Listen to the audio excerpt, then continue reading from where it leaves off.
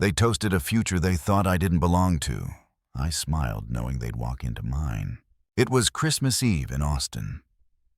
The air was dry and biting, the kind of cold that only shows up once a year in Texas, just enough to frost your windshield, but not enough to feel real. I stood outside my aunt's red brick ranch house, string lights blinking like judgmental eyes, and took one last breath before stepping in.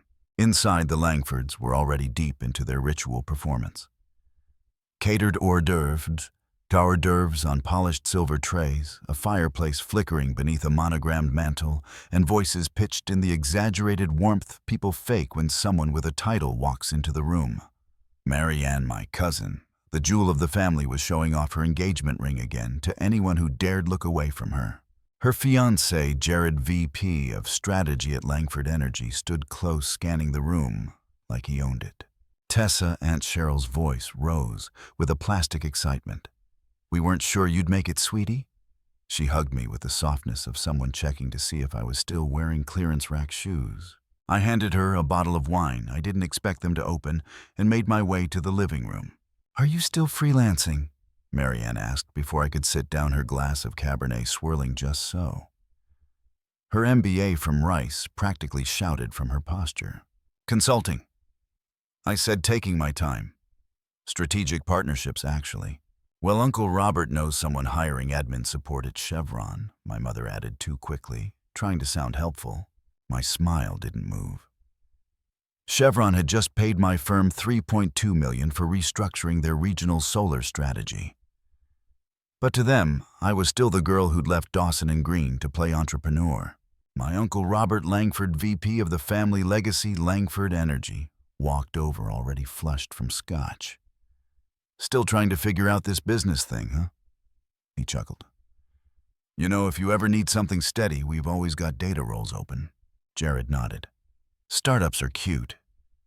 But real companies, legacy companies, survive market cycles." I glanced at the fire. "Sure, if they can read a market chart." The conversation snapped. Marianne leaned forward. "Maybe you should be more grateful, Tess. Not everyone gets to freeload on family goodwill." I stared at her. Her teeth gleamed. Her hand clutched Jared's elbow like it was a trophy. Maybe, she added with sugar in her voice, "It's best you head out early tonight. These investor types don't appreciate tension." I waited for someone, anyone, to speak up. My mother looked at her lap. My father cleared his throat. "She's right," he said. "This is important for Robert. We don't need your skepticism tonight." Just like that, it was done. 5 years of silence. 5 years of building something from nothing. 5 years of success they never asked about, dismissed in a single breath. I stood slowly. My coat was still by the door. "Well," I said calmly, "Merry Christmas." No one stopped me. Outside, frost had started to collect on the windshield of my rental.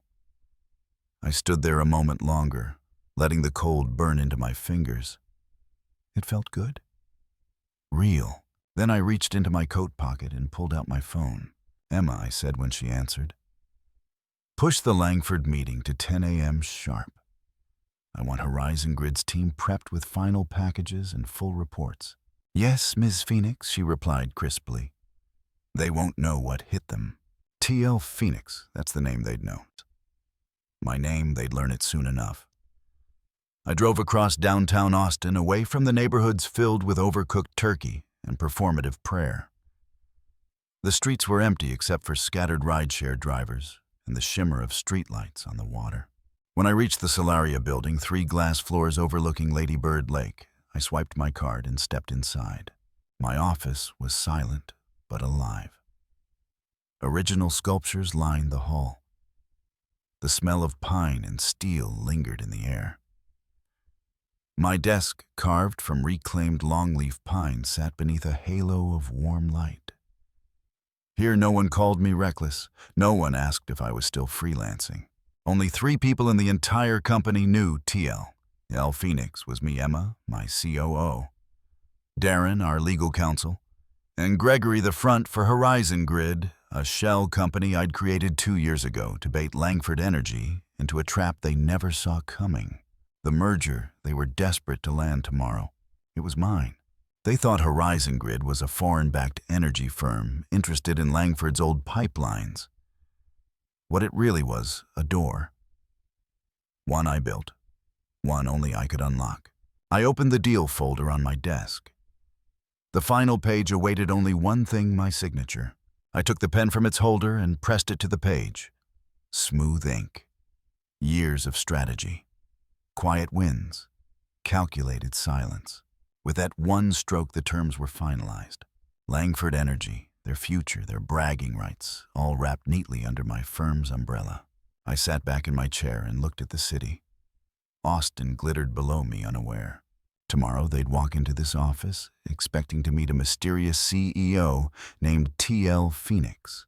Tomorrow I'd be at the head of the table. I let the silence settle over me, deep and satisfying. The kind of silence you earn.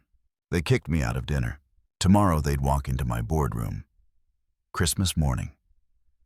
While most of Austin was still asleep under blankets or unwrapping gifts with hot cocoa in hand, I stood at the floor-to-ceiling window of Solaria's executive suite, sipping my espresso in silence. The city glistened beneath a faint winter sun, quiet and unaware. Behind me, Emma moved with practiced calm. "They just pulled into the garage," she said, setting a tablet beside my coffee. "How many?" "8, she replied.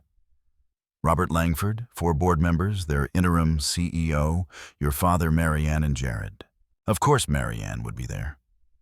Of course Jared would follow.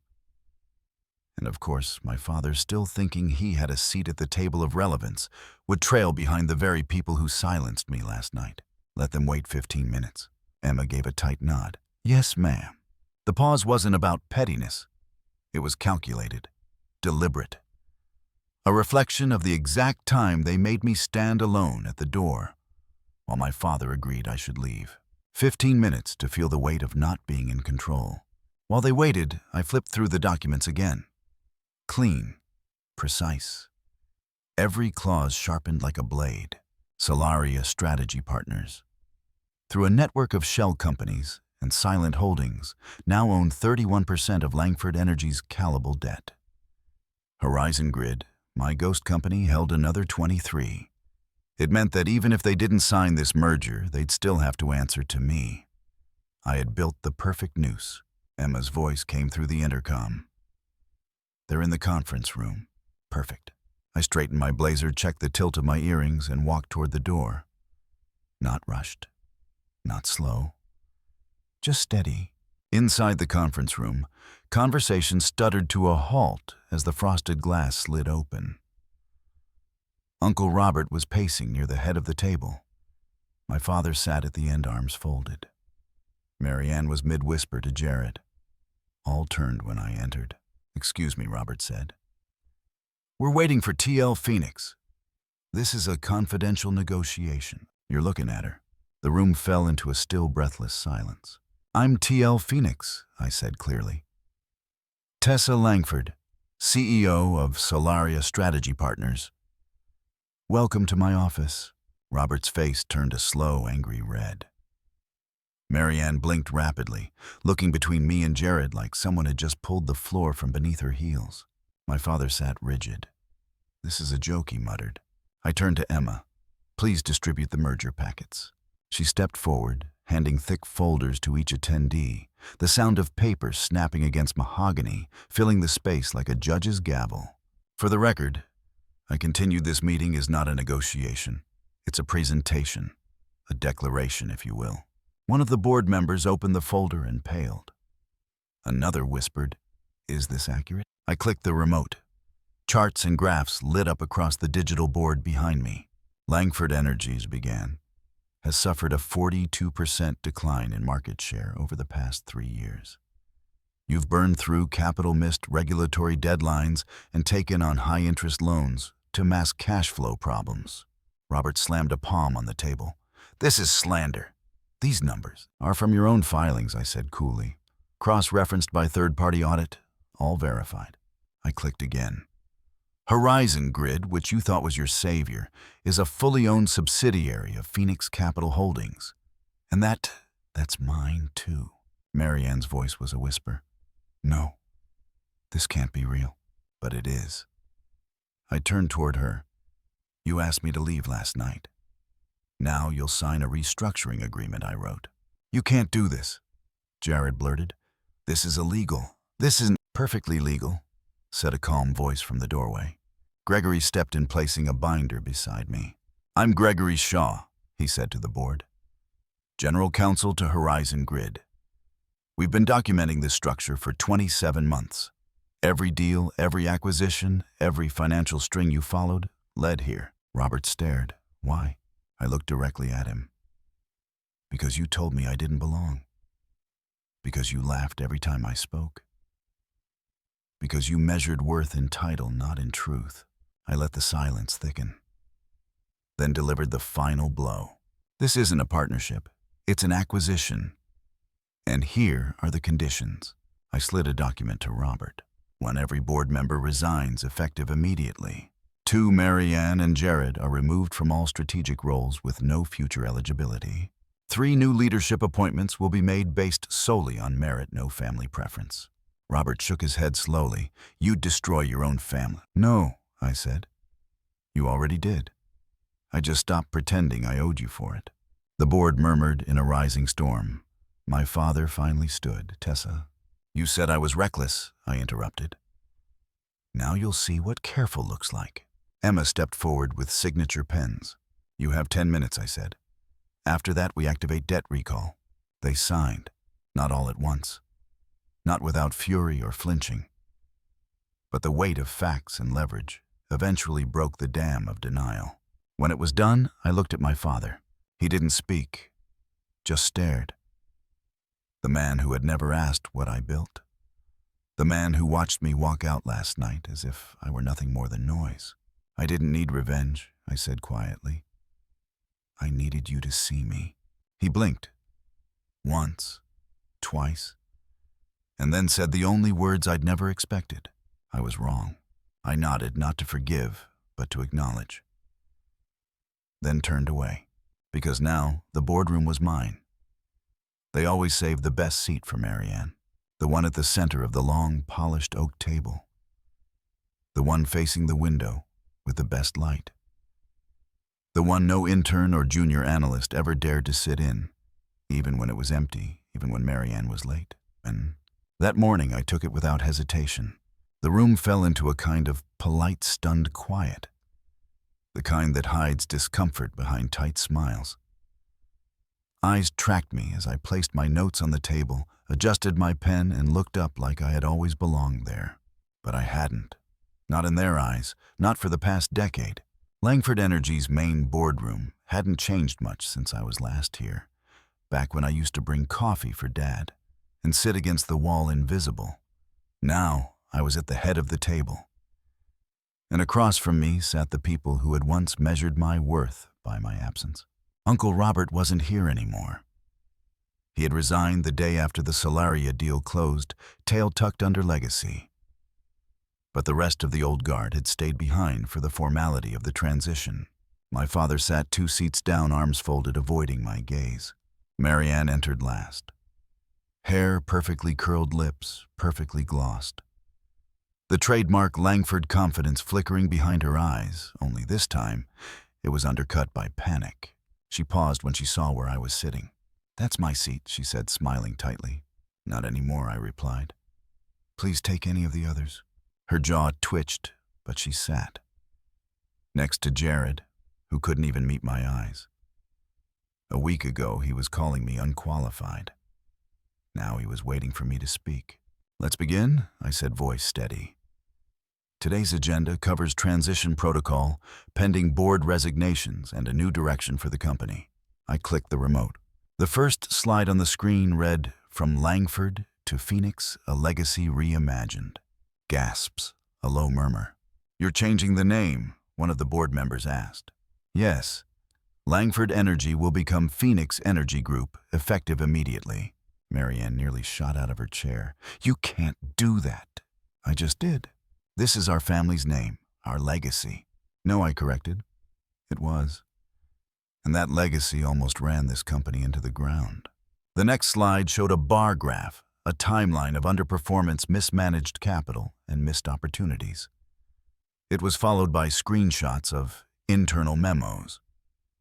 Memos she had written. "You're attacking me," Marianne said, voice rising. "This is personal." "No," I said again. "This is structural." I turned to the board. "The nepotism ends here. Effective today, all leadership roles will be reviewed based on merit, performance, and vision." Marianne and Jared included. Jared stiffened beside her. "Tessa, can we talk privately? There's nothing left to clarify." He looked down, guilt burning through whatever pride he had left. "I knew," he whispered. "I knew who you were. I found out about Solaria a few weeks ago. But I stayed quiet." Of course he did. Silence wasn't just passive, it was complicity. And I was done rewarding complicity with mercy. "I've prepared transition reports for each of you," I said, gesturing toward the folders Emma was distributing.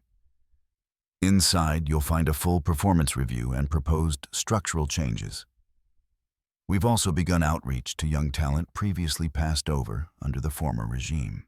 The last slide blinked onto the screen, "Rebirth through transparency." Marianne slammed her folder shut. "You've betrayed your own blood. You kicked us out of the company our grandfather built." "No," I said calmly. "I just stopped letting you gatekeep it." She stood. "Come on, Jared." But Jared didn't move. He was staring at the company logo on the wall, already replaced with a silver phoenix etched into matte black glass. "I'm staying," he said quietly. "What?" "I'm resigning," he clarified, "but I'm not following you out in protest." Tessa's right. We failed this place. For the first time in my life, I saw Marianne speechless. She left without another word. My father remained seated. He hadn't spoken once. He didn't need to. The expression on his face, part anger, part recognition, told me what I had waited a lifetime to hear. "You proved me wrong." The rest of the meeting passed in a blur of motions, signatures, formalities.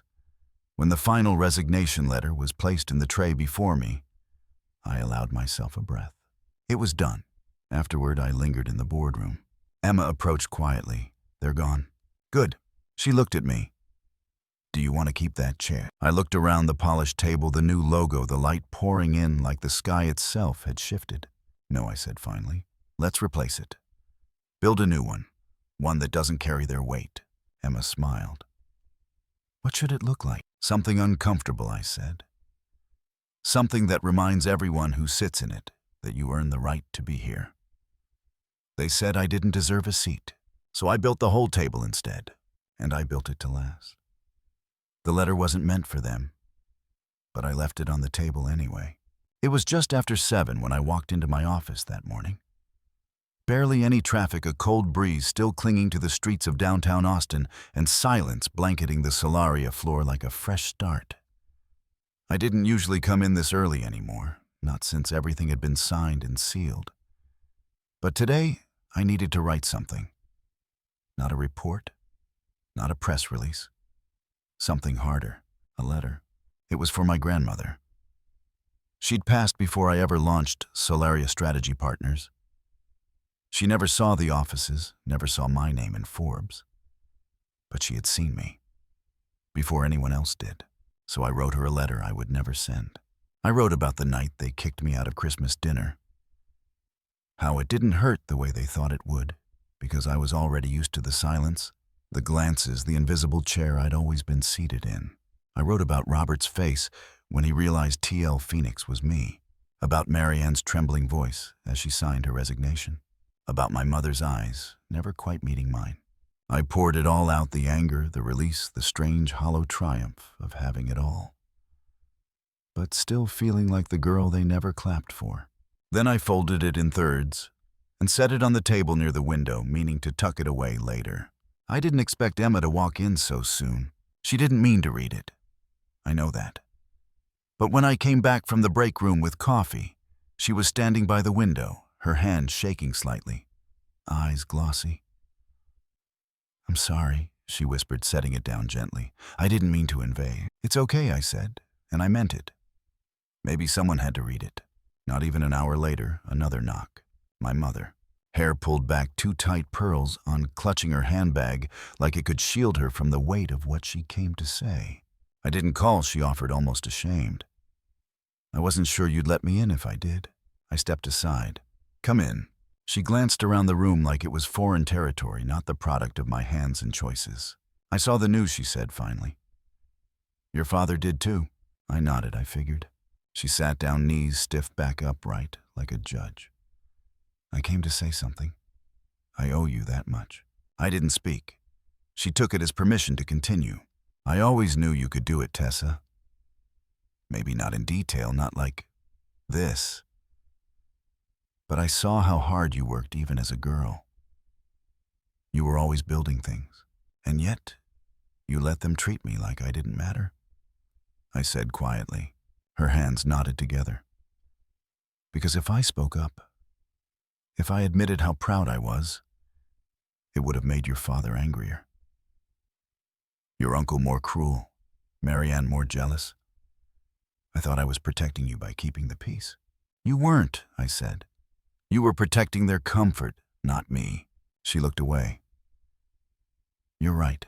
I walked over to the projector, opened a file, and began to show her. Client by client, deal by deal, graphs, contracts, media coverage. I didn't need to convince her, but I needed her to see it with her own eyes. "This is what I built," I said. Voice even. With no seat at the table, no mentor, no applause. She didn't cry. Not then. But her face softened like she was seeing me for the first time without the fog of other people's voices. "I wanted to be proud of you quietly," she whispered. "I needed you to be loud," I replied. After a long pause, I stood up, walked to the wall safe, and took out a single envelope. "This isn't for you," I said, handing it over. "It's for Sophie." She blinked. "Your cousin, the only one who never talked down to me. She messaged me last week, said she was building something, said I inspired her." My mother opened the envelope and read the heading, "Honorary Advisory Board Invitation. Sophie Langford." A line trembled in her brow. "You chose her?" "I chose the one who believed in me," I said. She nodded slowly, as if every second was a fresh lesson. "I'm not asking for your apology," I said. "But I needed you to know. My story didn't start when I became CEO. It started the day you all left me out." She stood then, and when she looked at me again, I saw something raw, human. Not a mother playing a role, but a woman realizing what she lost. "You deserved better," she said quietly. "I gave it to myself." She walked out without another word. Later that night, Emma placed the letter back in my hand. "What will you do with it?" she asked. I held it up to the light. "Maybe I'll publish it one day," I said. "Let people see what quiet fire can do." Or maybe I'd keep it right here on the table where it had never belonged, but where it finally made sense. Because sometimes the most powerful words are the ones not meant for anyone else. I wasn't invited back to Christmas dinner, so I hosted my own, and every seat was earned. It had been a year to the day since they asked me to leave. A year since I stood outside in the freezing air, told I didn't belong at the table where they toasted themselves, their titles, their illusions. But tonight the view was different. 34 stories above the city, the floor-to-ceiling windows of Phoenix Energy Group reflected back the glow of the skyline. Inside, the warmth wasn't forced or seasonal. It came from the people who had stood by me, not because they shared my last name, but because they believed in what I built. Emma straightened my jacket collar. "They're all seated, Tessa. Ready when you are." I nodded, feeling the weight of this moment settle into my spine. Not fear, not nerves, just the gravity of arriving on my terms. I stepped out into the CEH. Rows of tables shimmered under soft amber lights. Every detail was deliberate reclaimed wood centerpieces to mirror the roots I once buried. Dark blue napkins folded like the plans I kept quiet for years. At the center, one empty chair. A name card sat in front of it. One word in gold ink: belief. That seat wasn't for anyone in particular. It was for everything I never received from them. I took the mic and paused, letting the room settle. 1 year ago, I was told I didn't belong. Tonight, I don't stand here to prove them wrong. I stand here because I proved myself right. Applause was immediate. But I didn't bask in it. I had something more important to say. To everyone in this room who backed Solaria, when it was just me and a borrowed laptop in a co-working space, you earned your seat. And for every young founder who's been dismissed, doubted, talked over, I built this company so you wouldn't have to beg for room at the table. You can build your own. Emma clapped louder than most. Sophie, seated near the head of the table, wiped her eyes discreetly. She was now leading one of the most promising sustainable agritech startups in the country. I had backed her not out of family loyalty, but because she earned it with integrity, grit, and brilliance. Then came the buzz. Emma slipped me the phone. "It's from your mom." The message read, "Dad is very sick. Marianne's left Jared. Family is asking about you." No apology, no recognition. Just a ripple of guilt masquerading as concern. Emma saw the look on my face. "Are you going to respond?" I shook my head. "They still think I want a seat at their table." She smiled sadly. "You built a better one." As the evening unfolded, I mingled, listened, thanked. No pretense, no mask, just presence. Later during dessert, I asked the staff to dim the lights. On the wall-sized projector, a reel began to play photos of Solaria's earliest days. Me, working on the floor of my apartment. Whiteboards filled with overlapping equations. The first 3 clients, the lease signing for our first real office. Then came the turning point, the founding of Horizon Grid, the shell company that had outmaneuvered Langford Energy. The moment I signed the final merger agreement. And then quietly, the announcement of Phoenix Energy Group. The crowd erupted again. This time, not just for the success, but for the journey, for the truth. And then I did something I hadn't planned. I pulled out my phone and opened the email I had written to my father that morning. I read it aloud. "I don't need your chair. I built my own company, my own name, my own standard. That's enough for me. I hope it someday becomes enough for you." Silence. Then a quiet, knowing nod from Sophie. A hand on my shoulder from Emma. After the event, I lingered by the window as the guests filtered out. The city sparkled. Christmas lights blinked on balconies. Somewhere down there, I knew a dinner table sat with one too many chairs, and I felt no urge to fill it. The next day, the headline read, "Phoenix Energy Group CEO to invest $50 million in women-led startups, a legacy beyond revenge." I watched the press conference from my office, sipping coffee, legs folded under me. I had stepped beyond the fight, beyond proving anything. Now I would use everything they tried to destroy to build things they never could. That Christmas, I received a card from Sophie. Just 3 words. "Thank you, Tessa." Underneath, she had drawn a small table with 8 full chairs and 1 empty one, labeled, "For those still finding their voice." I pinned it beside my desk, because that's what legacy should be. Not what you take back, but what you make room for. Tessa Langford's journey isn't just a story of revenge. It's a story of quiet strength, clarity of vision, and knowing when to walk away. She didn't fight to get her seat back at the table that rejected her. She built a better one. A table where belief, merit, and earned respect replaced the weight of tradition and familial ego. What struck me most was that Tessa never raised her voice. She let her work speak. She didn't scream for recognition. She created results that couldn't be ignored. And when the same family that pushed her away tried to pull her back in without apology, without reflection, she didn't answer with anger. She answered with boundaries. That's the lesson here. You don't need to prove your worth to people who've already decided not to see it. Your growth doesn't need their applause. And sometimes the most powerful form of forgiveness is choosing not to re-enter the space that hurt you. Whether you're an entrepreneur, a dreamer, or simply someone trying to reclaim your voice. Remember this, legacy is not inherited. It's created, and you get to define yours. If this story moved you, or made you reflect on your own path. Don't forget to like this video. Drop a comment with your biggest takeaway and subscribe to the channel for more real empowering stories like this.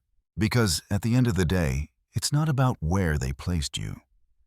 It's about what you decided to build when no one was watching.